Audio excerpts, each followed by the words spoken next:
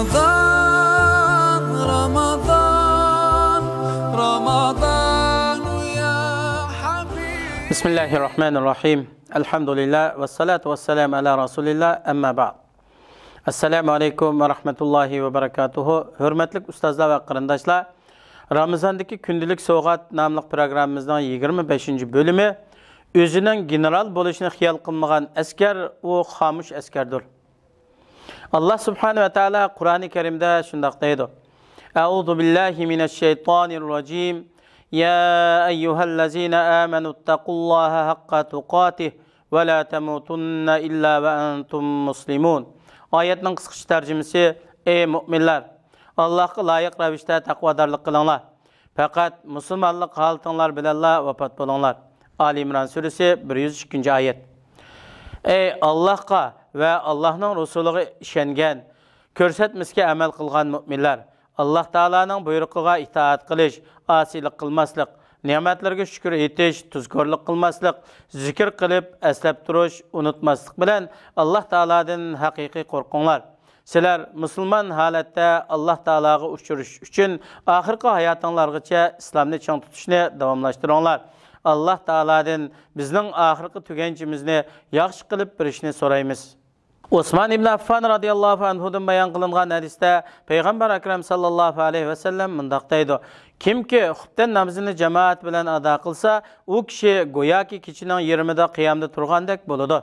Kimki bomdod namozini jamoat bilan ado qilsa, kechining hammasida qiyomda turgandek bo'ladi. Muslim rivoyat qilgan hadis.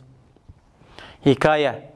Süleyman İbni Abdülmelik Dimashqdagi bir jamiyaga kirib, u yerda yaşangan bir mo'ysifat kishini ko'rib, u kishiga: "Seni o'lmaklik xursand qilamdi" dedi. U kishi: "Yo'q, Alloh bilan qasam" dedi. Süleyman İbni Abdülmelik: "Nima uchun? Qarashimcha, yeshingizmi bir yerga biribdi" dedi. U kishi: "Yoshlik va uning yomonligi ketib qoldi.